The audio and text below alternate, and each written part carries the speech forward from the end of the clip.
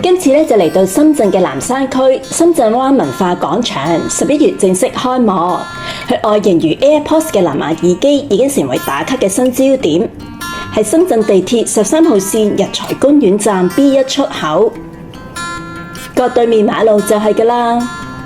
星期一去到咧，剛下場館休息。建議咧大家去之前咧留意下場館嘅開放時間。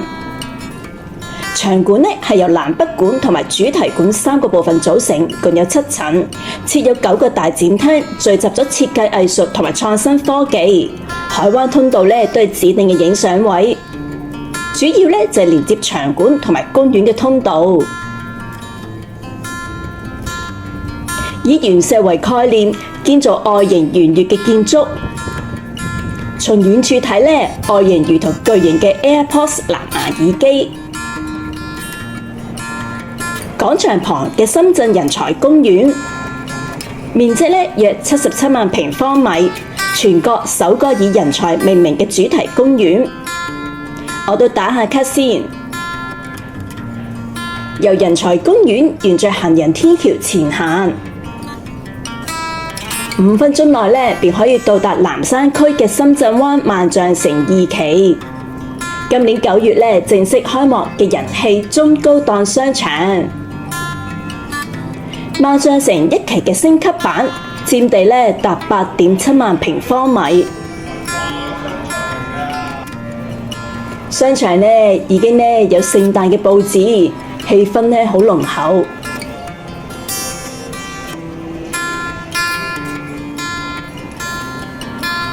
佢哋咧進駐咗國際嘅品牌。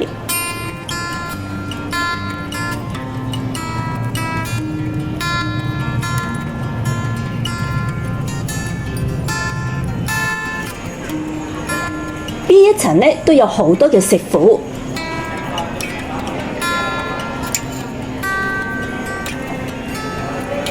亦都有咧高級嘅 Outlet 超市。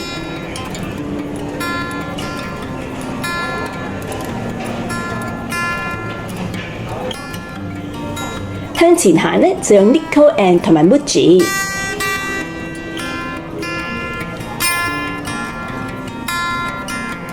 呢一間咧裝修風格咧好特別嘅 Sunday Home，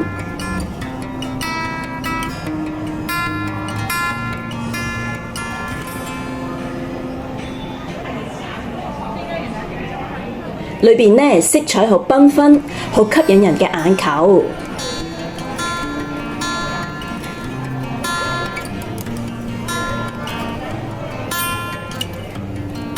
佢主要咧都係售賣衫啊、袋啊、飾物等。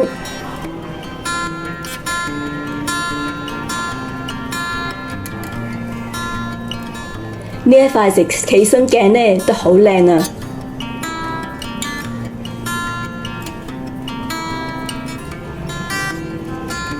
仲有咧唔同特色嘅燈。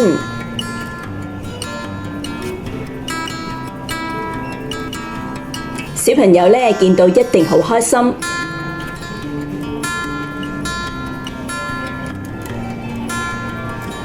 人氣店鋪13DE 熊仔店，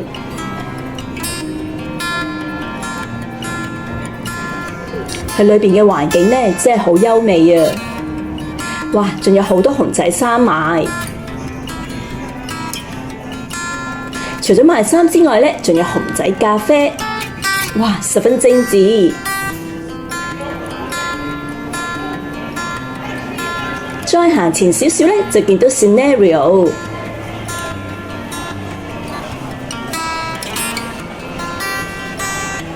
哇，佢哋嘅公仔款式咧，好似比香港咧仲多添。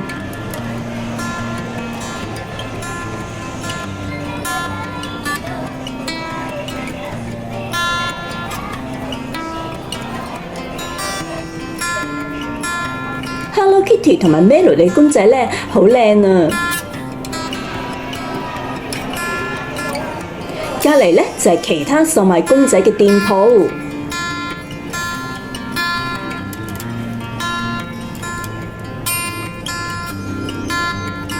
款式咧都好多元化，即係眼花繚亂。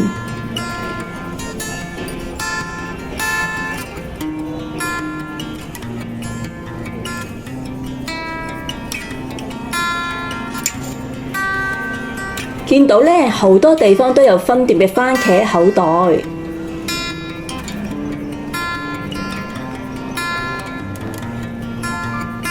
呢一度嘅店鋪咧好大，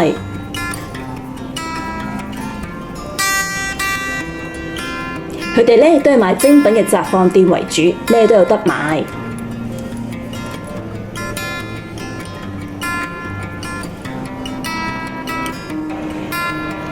見到薛記，主要咧都係售賣乾果類。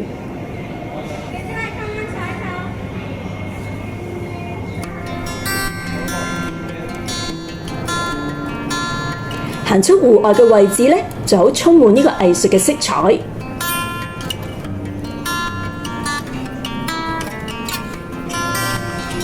有呢個音樂嘅噴水池。再行出去咧，就係水幕廣場。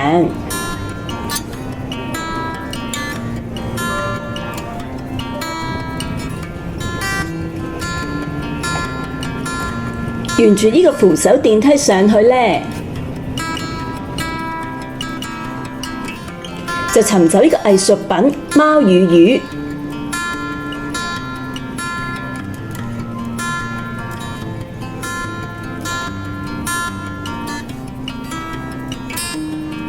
沿路咧都係有好多嘅打卡點，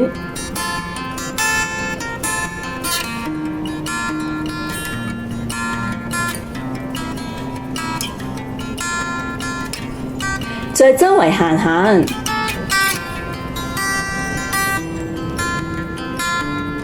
又見到其他嘅藝術品。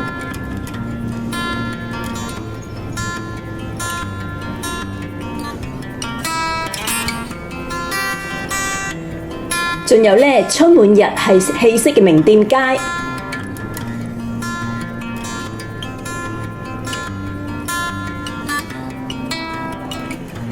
哇！好巨型嘅 Hello Kitty，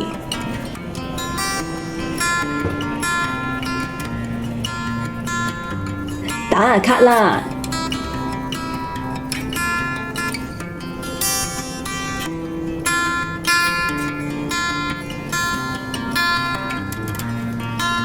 好啦，今次嘅分享完啦，下期見，拜拜。